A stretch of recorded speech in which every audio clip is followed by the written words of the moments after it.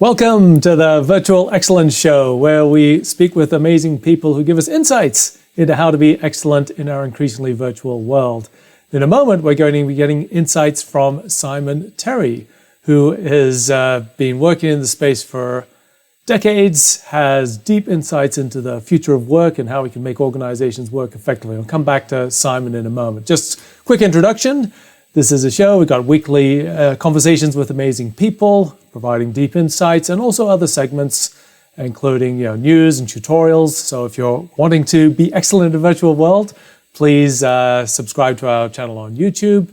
Like this video if you like it. And you can also access our work on our website, thevx.show, and join the conversation on Twitter at #VXShow. So Simon Terry has been working in the space of virtual and physical connection for a long time, working around helping organizations globally to work well and to be excellent. And he has also founded Change Agents Worldwide, which is a network of professionals around the world looking at the future of work. So there's some great insights we can be able to get from Simon. So I'd like to welcome to the show, Simon Terry. Thanks, Ross. It's a pleasure to be here today. So Simon, we have had an interesting year so far. And I'd just love to hear your reflections, having looked at the future of work for a long time, and arguably we're getting into the future of work. So what have you been seeing over the last 6 months or so in how organizations have been responding?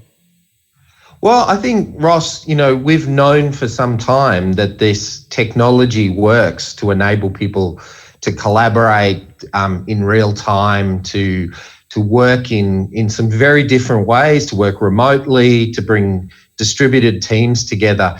We've known that. I think organizations have wondered whether it'll work. The last 6 months, they've been forced into that. And it has worked. I mean, fundamentally, the technology's there and it's productive. I think the real challenge for us now is the organizations are starting to grapple with what does it mean if this is a more permanent model, and what new challenges do we face operating in this different environment. And I think we're starting to see conversations about employees and others, having a few struggles with all-day Zoom meetings, with fatigue, mental health and other challenges. And I think those are the issues that organizations now need to tackle to really maintain that performance level. I think productivity stepped up into this environment, but sustaining that in this new way is really the challenge. That's a really interesting point. And so, Zoom fatigue is perhaps one of the phrases of the year, and it is not sustainable ultimately. I think people are getting back-to-back Zoom meetings. And so just on that point, I mean, do you have any thoughts or recommendations on managing that, making that reality of virtual work and virtual collaboration sustainable or more sustainable than it is? Yeah, look, I think one of the reasons, first of all, is to question why people are in back-to-back meetings all day. That is often because what we've done is transferred the face-to-face meetings we had in the office, perhaps in our command and control environment, across to this new digital way of working. And look, the reality is, I think, challenging that model involves organizations to start thinking about what autonomy do employees need to work in these ways? What support do they need to work in ways? What's the culture of trust we need as an organization? And, organizations will have to adapt to trust and verify. So what risk management do we need, and how do we think differently about the way we work? Because the old model of I'll sit over your shoulder, make you do work in meetings with me, check on you 3 times a day by management by walking around, doesn't work in this model. And you can't manage by working around in Zoom, or you create Zoom fatigue. So we start to need to think about, some different models. How do we create a high degree of context for people's work so that it's visible to others without a meeting? What are the opportunities to work out loud, to collaborate asynchronously these are some of the key techniques that address those pain points that are starting to surface in the current world of work. Yes, certainly if we look at those organizations that have been more or less successful in transitioning to virtual, it is, you can look at whether they're a high trust or a low trust organization. And if they're high trust, it shouldn't be too hard. If they're a low trust organization, which unfortunately many are, it's a lot harder.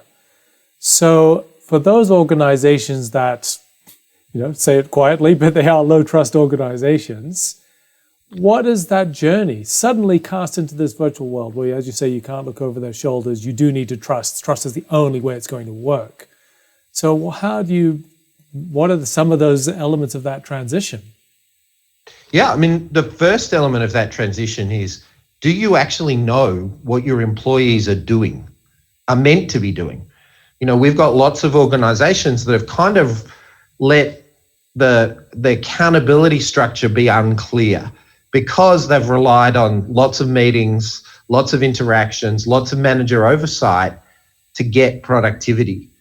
In this kind of environment, you need to know what people are doing and what they're accountable for and how that contributes directly to your strategic goals. If you don't have that alignment, then you can't get the trust and the collaboration working in your organization. So there's a first piece of work about, do you understand your strategy? Do you understand the individual's accountabilities to deliver to that strategy? And can you make that clear for them? Once you get that, you actually then have an environment where you can say, look, we know you're accountable for this outcome. What we want to do is give you the support and the opportunity to deliver that outcome. We can provide coaching to help you get there. We can give you a mandate to work with others in the organization to achieve that outcome. And what you're starting to do is put essentially the scaffolding of trust in place. You've got alignment through that alignment to the organizational strategy. You've got clarity of relationships by people having clear mandates of how they work. Now, the other elements of trust are things like reciprocity and individual integrity. And look, at the end of the day, if you've got employees you don't trust, why do you have them? How do we start to rethink those personal relationships within organizations? And that involves using these tools to get to know each other much better, to go deeper into coaching conversations, personal motivation, support for individuals, and really understanding what it takes at an individual level for high performance. Because one of the characteristics I've seen of low trust organizations is they basically treat individuals as undifferentiated resources. And if you treat employees as widgets, this environment will not work for you, because one of your employees is a parent of a toddler who's, going through homeschooling. Another parent is dealing with a child at university, coping with online university for the first time. Another employee is living on their own with no support, or dealing with aged parents. There are 1,000 things going on in an employee's life. And if you treat them as an undifferentiated commodity in this environment, you're amplifying the stress. And the biggest thing you're missing is you're missing that employee's unique capabilities and potential to contribute to your organization. So starting to understand employees at an individual relationship level means you can start to leverage their unique strengths and tailor those strengths to the accountabilities and the mandates you're giving them. And that is how you really get that next level of performance, because you're stepping out of managing FTE, a terrible term that we all hear bandied around, and actually starting to think about unique individuals and their potential and their capabilities. Yeah, no, that's fantastic, Simon. You're certainly echoing my language and beliefs. I recently wrote a blog post about envisaging a future economy which can best tap all of our unique capabilities. And that's what an organization should be, of course. Yeah, exactly, Ross. I mean, if you think about it, we bring people together in organizations because they can achieve more together than they can achieve individually. And if we're not leveraging everyone's unique capabilities in bringing people together, then organizations just become a story about ownership of capital and assets and arms and legs. And in the modern world, automation and outsourcing offer you better options for arms and legs. So you've got to be using people's unique creative talents, potential and insights in your organization, or you're going backwards. Absolutely. So you've been doing this work for a long time. I won't hazard to guess how long, but I'd like to just come back and reflect, saying, all right, in creating effective organizations, what I call high performance organizations. Yeah. What are some of your deepest beliefs? When you're engaging with a CEO or you're working with an organization, what are the real fundamental beliefs around what works in making organizations get value from their people that drive your work and how you help organizations?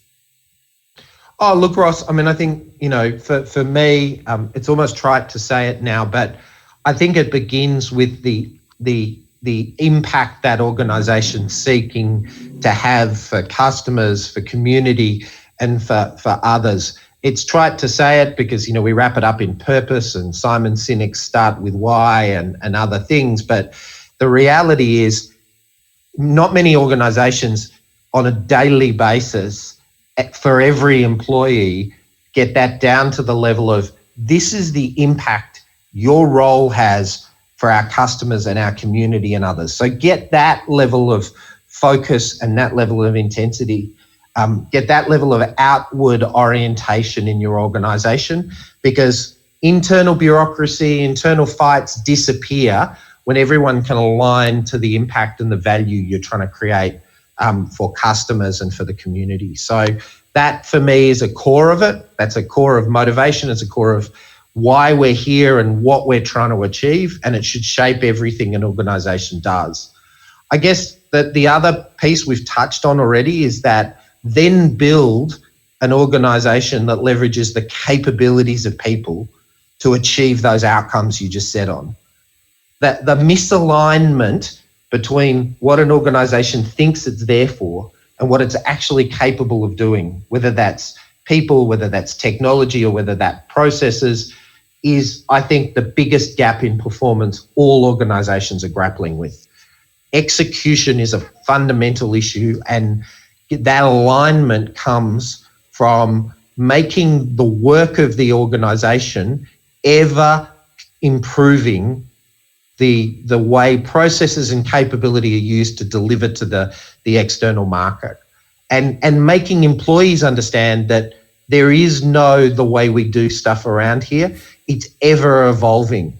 The external market is ever changing. The customers are ever changing. If we're not questioning what we do every single day to that outcome, we're not going to get there. And then my last piece is build a relationship structure in your organisation, a structure of trust, of transparency, of connection, and of collaboration that supports those outcomes you're looking for. You want everyone to come together and celebrate your purpose. You want people to come together and contribute to that ever ongoing process of improvement. And those, in core beliefs, that's what, for me, realises individual potential. And when you realise individual potential, you've got a chance of realising collective potential. And if you do that, you're going to achieve your purpose. Fantastic. No, that's really, really well framed. And so just to pick up on your second point around, trying, continually to learn, continue to experiment, continue to change as the world is changing. And that's one of the hardest challenges for leaders, is to move from this is how we do things to everyone continually questioning, to trying to do things better, to creating, learning by experimenting and failing and succeeding. So what are some of the elements, some of the ways in which you can shift an organization to a culture of experimentation, of learning by doing, of questioning, of continuing to push out the boundaries? Yep. Look, I think the first challenge is to release leaders from the heroic tyranny. And what I mean by that is that, we have this mindset that leaders in the organisation must have answers, must set direction, must know everything, must be able to answer any question at any point in time. That forces us into a fixed mindset of fixed process, fixed answers, fixed approaches. Giving leaders the option to say, I don't know, let's go find out. What's your approach? What do you think we could do here? How do we make this better? So at a fundamental level, it's, shifting from presuming the answer exists to a searching set of questions. And the practical skills that I see organizations embracing in that, flow through from practices like Agile, but actually as a leadership skill set, it's the work of adaptive leadership, things like the Harvard School of Government, Heifetz and Linsky have described a series of approaches to leadership that are based around thinking about systemic performance and the role of a leader as a catalyst in performance improvement. How leaders can ask questions, push others to take on the work of change and to really lead that change. So that's one practical set of steps. Another is what I've been advocating for many years now, which is working out loud. How do we encourage all employees in an organisation to share their work while it's happening? And there's two reasons to share your work while it's happening. One is you enable others to know that it's going on and to come and help you, to bring you assistance to achieve your goals. The second is you create a learning organisation because people get to watch others do work and learn from that process. And I think those two things go to that idea of demystifying failure, demystifying the fact that leaders don't always have the answer, making work more approachable and collaborative to people because they actually just have a better sense of who everyone else is and what's going on in the organisation. So there's some of the practical things that I think go to it. I mean, there's all the other things about, celebrating failure and making it acceptable, psychological safety. But to be honest, most of those go to, do we really have an interest to learn and change? So my focus is always not so much on, fail fast. It's actually, do we have an interest in scalable change that involves every employee of the organisation?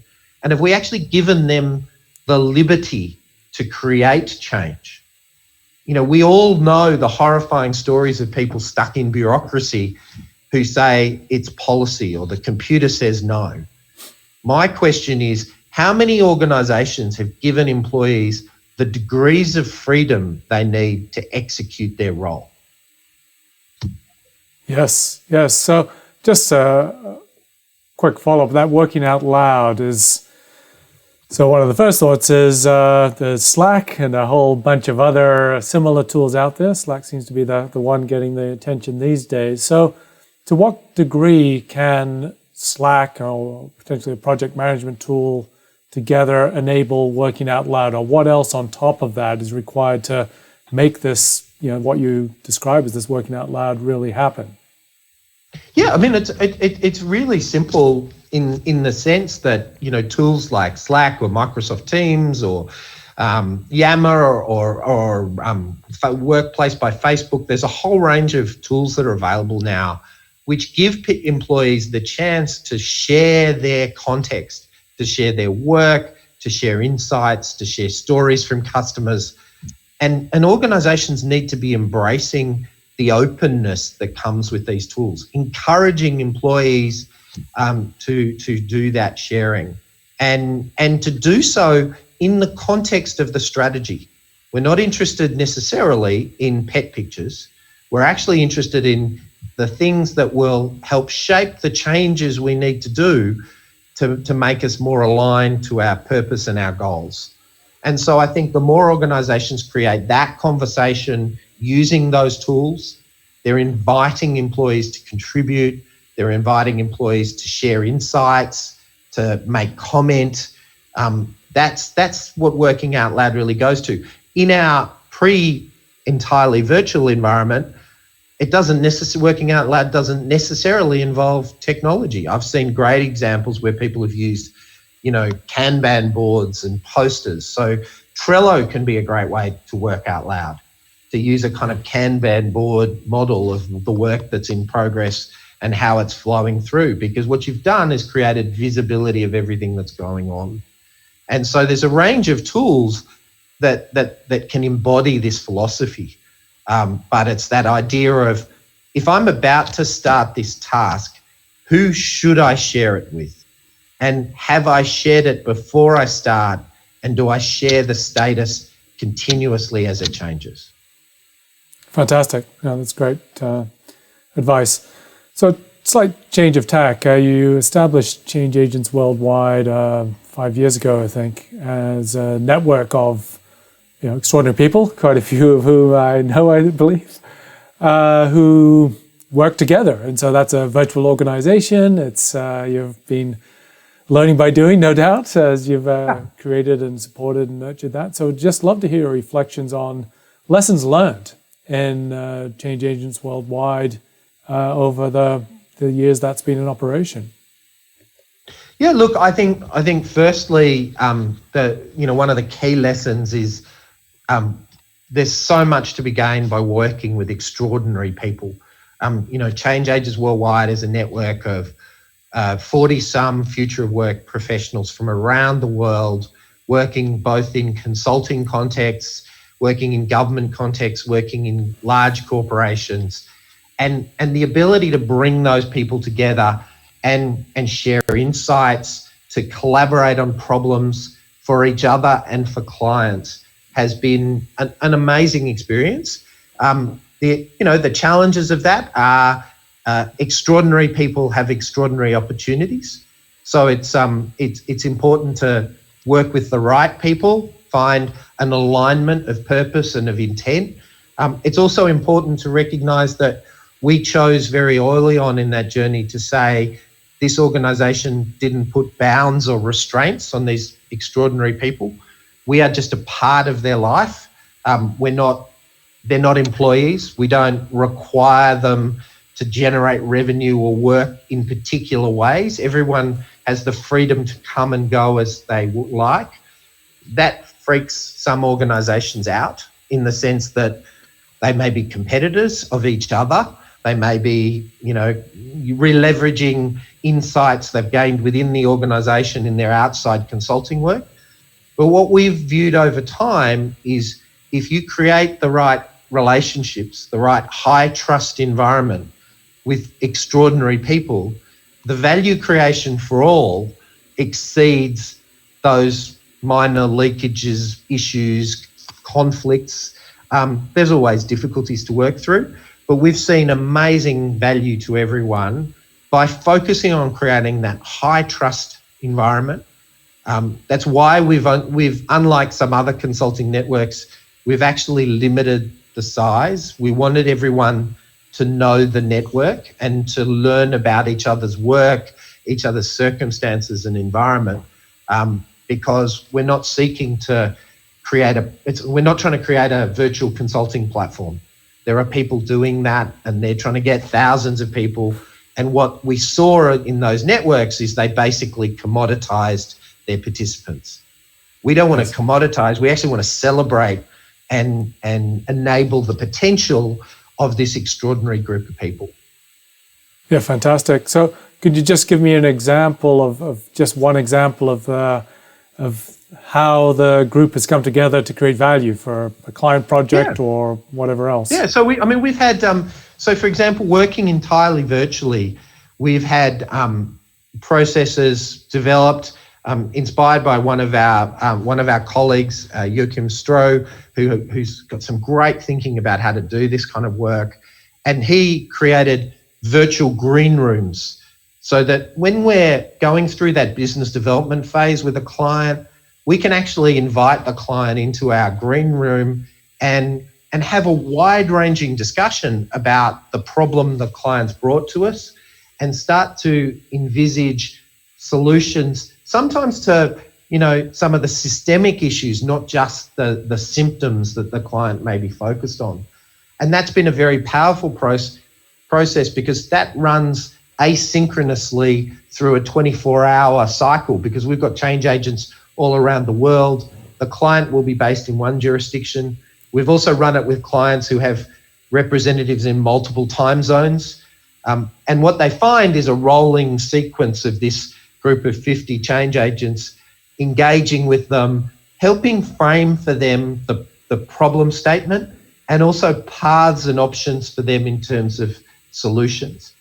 And what we then do is agree those solutions, how the client's going to tackle them, and then particular teams of change agents form around those problems based upon their skills and capability, and then go execute those solutions with the client, again using online tools to manage that engagement. We've done face-to-face activities as before the current 6 months, but those opportunities kind of flow out of this ability to draw on the whole group of 50.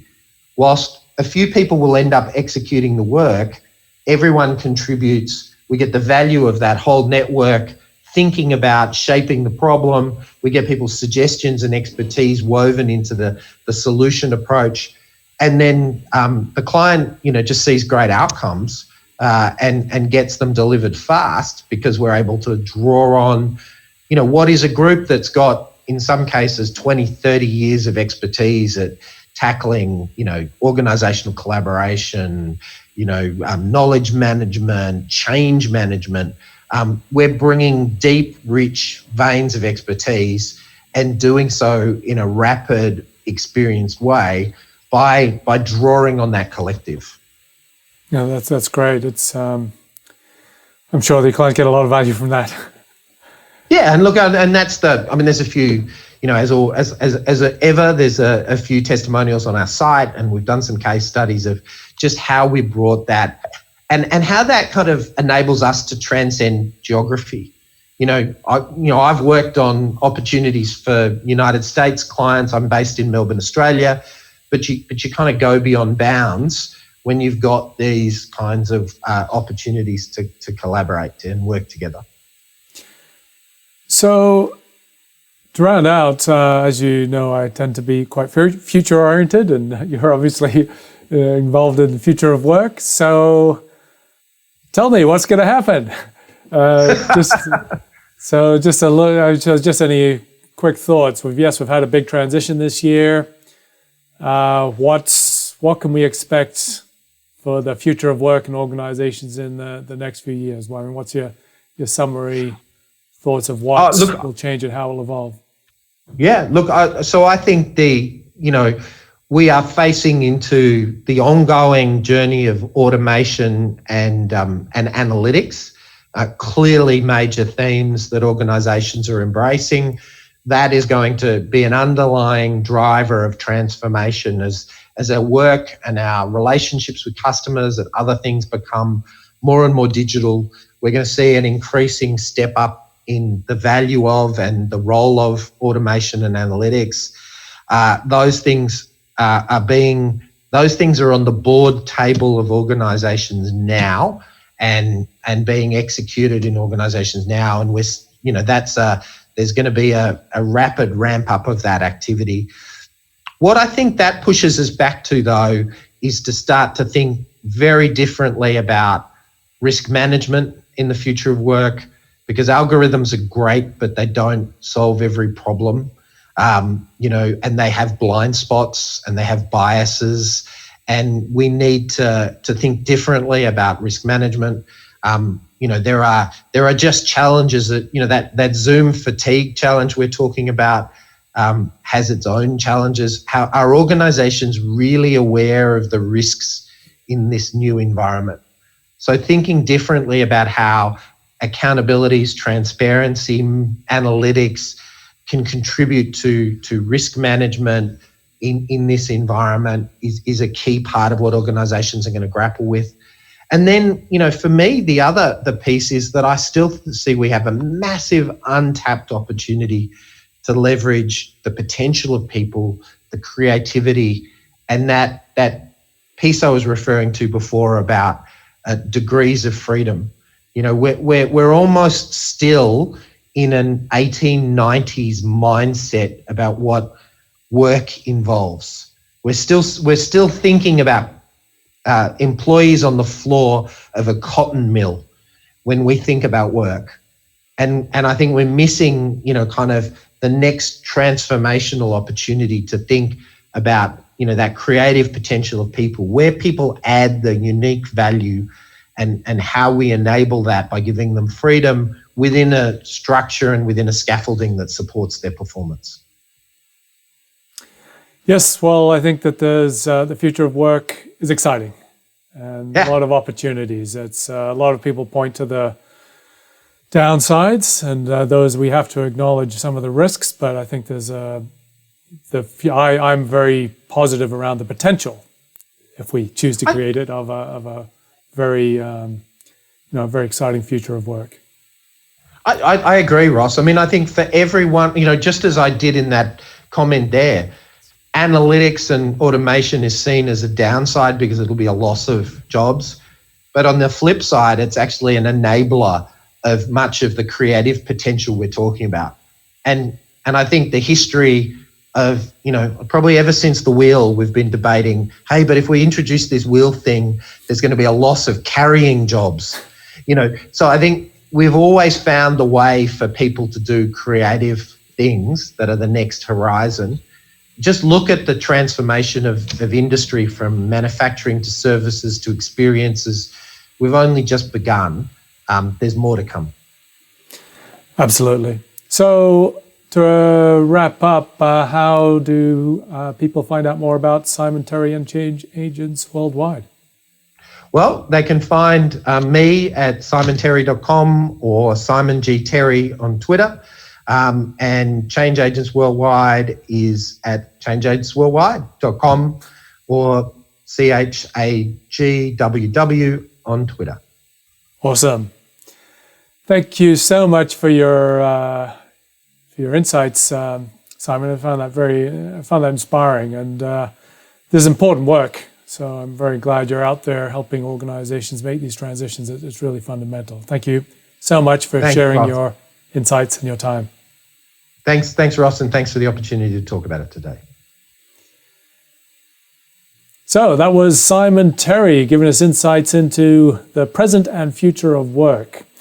And if you want to hear more insights over time, just tune in every week, same time. We have a conversation with somebody amazing to be able to share insights on how to be excellent virtually. So if you haven't yet, please like the video if you've liked it, and subscribe to the channel on YouTube. That'll help us to continue to create some content which hopefully will be useful to you in these interesting times. Thank you so much. Have a glorious day.